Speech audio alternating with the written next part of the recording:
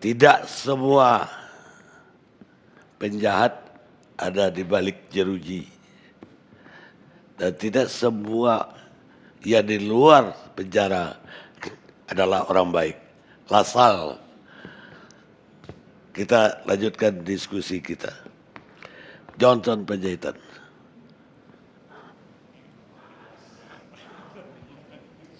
Terima kasih Pak Karni. Biasanya kalau orang kebakaran, itu kita merasa bahwa itu musibah. Dan kalau musibah, biasanya orang sedih, prihatin gitu. Pada malam ini saya baru mendengar yang sedih sama prihatin ya cuman orang kejaksaannya. Masyarakat nggak sedih, nggak prihatin, malah berspekulasi. Malah berspekulasi. Bahkan ILC pun berspekulasi dengan kata-kata waduh kok. Itu. Waduh kok. Kejaksaan kebakaran. Ya. Jadi ini fakta. Ya itu maksudnya bukan spekulasi. Kok Kejaksaan Agung? Harusnya Kejaksaan Agung itu udah diamankan agar tidak terbakar. Makin dijelaskan makin tajam spekulasi itu. Bagus sekali. Kan? Nah. Saya mau ngomong yang sedih-sedih dulu. Karena saya lihat Jaksa Agungnya langsung ngomong pembangunan, cari duit, pembangunan. Baru nanti saya masuk ke intinya yang ada hubungannya dengan perkara. Karena problem kita ini ada ribuan nih orang yang kerja. Kalau Jaksa Agung jam-jam itu semua gampang cari ruang kerja Pak. Tapi ini pegawai-pegawai ini yang ribuan yang kebakaran ininya apa segala macam yang kehilangan barang-barang ini gimana? Siapa ya rakyat yang mau bantuin ini? Enggak ada saya kira. Semuanya malah berspekulasi. Dan nanti ketemu spekulasi masyarakat dengan jeritan dari pegawai-pegawai ini nanti ini ketemu nih. Pasti ketemu. Apalagi ini situasinya makin susah kan. Kondisinya kan kita lagi susah. Dan Pak Karni harus ingat tempat itu Kejaksaan Agung dan Kepolisian sekarang itu Mabes Polri itu spot panas. Jadi pasti mal-mal di situ, kafe-kafe di situ yang ngebicarain apa yang berkembang di situ. Karena epicentrum politik dan penegakan hukum kita sekarang sedang ada di situ. Walaupun mafianya ada di mana-mana sebenarnya. Tapi dua ini kan yang lagi sedang disorot. Jadi saya kira kita harus berpikir keras bagaimana membantu ini supaya jalan. Terutama begini, karena tadi sudah dikatakan juga ada lantai yang menyangkut soal kepegawaian itu. Itu kan ada gaji apa segala macam kepangkatan dan lain sebagainya. Ini kalau yang menengah ke atas jaksa-jaksa ini ya dia bisa urus. Ya bisa urus, tapi ini menyangkut kepegawaian seluruh Indonesia ini bagaimana? Saya kira seluruh Kajari sekarang harus bersiap akibat kebakaran ini untuk membackup agar kesejahteraan ini udah gajinya susah, kecil, pas-pasan, kena COVID lagi, bagaimana itu? Nah itu harus dipikirkan dengan sangat sungguh-sungguh itu, ya. Saya kira. Jadi keprihatinan ini, musibah ini harus kita dorong agar Kejaksaan Agung kita bantu, begitu ya. Terlepas dari ada pertanyaan dan spekulasi dan saya kira wajar saja rakyat itu bertanya-tanya seperti itu, semua rakyat termasuk juga media, saya kira wajar saja. Tapi saya kira kita harus fair dan harus percaya bahwa polisi harus mengungkap ini dan polisi sudah punya laboratorium forensik ya ISAFIS-nya yang cukup bisa diandalkan saya kira untuk membuka itu ya. Dan saya kira kita ada beberapa ahli soal kebakaran ini yang juga mungkin bisa membantu nanti untuk menjelaskan bagaimana proses kebakaran itu. Nah sekarang saya mulai masuk ke persoalan-persoalan teknis. Saya langsung saja ke lantai 3, intelijen nih, lantai 3. Kan ini ruangan yang terbakar nih kita kan bukan cuma Pak Karni yang sering ke Kejaksaan Agung dari sejak muda. Kita juga zaman muda juga sering ke Kejaksaan Agung. Bukan hanya ke ruangan Kejaksaan Agung, demonstrasi di depan Kejaksaan Agung juga sering kan kita kan. Dan diterima-terima oleh pejabat-pejabat di sana. Jadi kita tahu itu ruangan-ruangan itu bagaimana ya. Saya kira kita terlampau menyederhanakan masalah kalau mengatakan oh semua itu ada backupnya. Emang baru dari tahun berapa Kejaksaan Agung itu punya alat teknologi canggih itu? Semuanya kan masih kertas tadinya. Emang semua yang kertas-kertas itu udah ditransfer. Sehingga kita bisa ngomong sekarang dengan gampang, oh itu udah ada backupnya, oh itu ada backupnya. Saya kira makin kita ngomong begitu, rakyat makin mencibir, malah bukan kasihan. Percaya sama saya, spekulasinya malah akan makin banyak.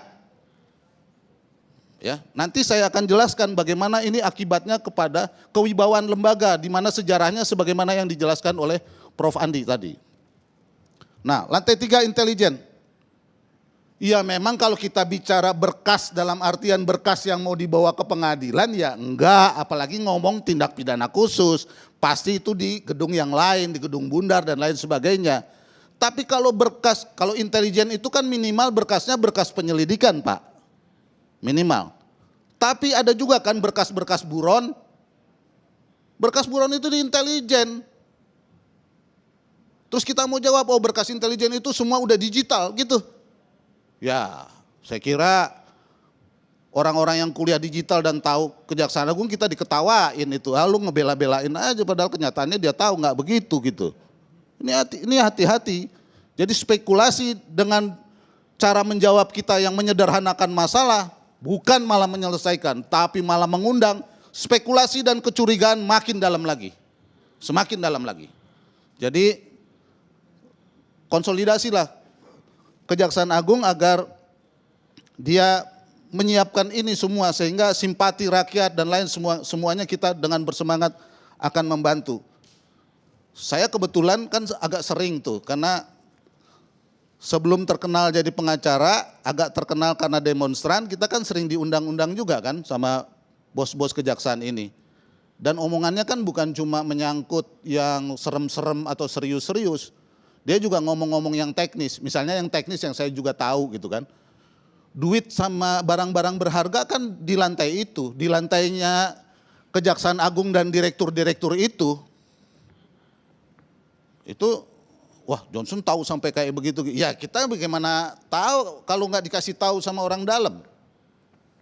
Kita kan tahu. Kan? Nah itu juga ada persoalan, mungkin juga ada berkas entah saham, entah apa yang menyangkut, apalagi sekarang lagi kenceng-kencengnya soal-soal perbankan, soal-soal keuangan, ini lagi krisis kayak begini.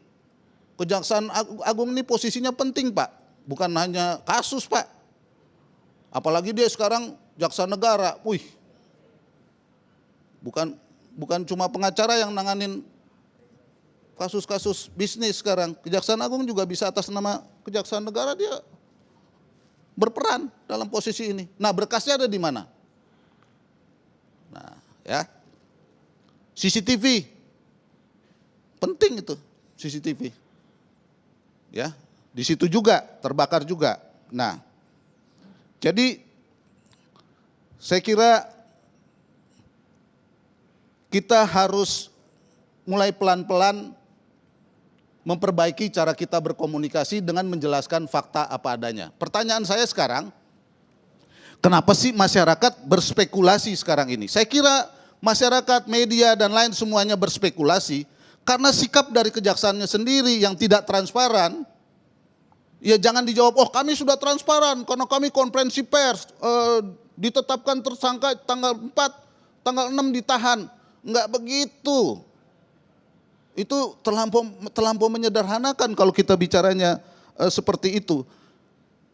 Komisi Kejaksaan minta LHP nggak dikasih-kasih, sementara masyarakat lihat, masyarakat maunya ngadu ke Komisi Kejaksaan, dia tidak ngadu ke Jamwas, itu memperlihatkan dia nggak percaya pada struktur, percayanya pada apa yang dibentuk di Komisi Kejaksaan. Nah Komisi Kejaksaan dia nggak bisa bergerak karena yang di strukturan nggak kasih, apa orang nggak bilang, dia nggak transparan.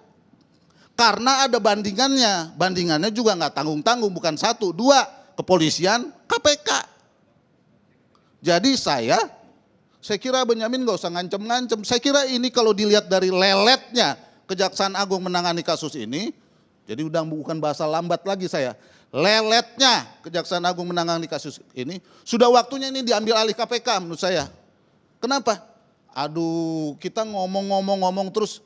Pertanyaan saya itu handphonenya Pinangki diambil nggak sih sehingga itu semua ketahuan begitu loh. saya kira kalau saya bukan mau membangga-banggakan KPK karena ini faktanya. Kalau KPK yang menangani ini cepat, nggak ada pengumuman bahwa ini hasil komunikasinya begini nggak ada. KPK itu lancar sekali kalau menjelaskan. Dan kalau ngelawan, nih, style. Loh.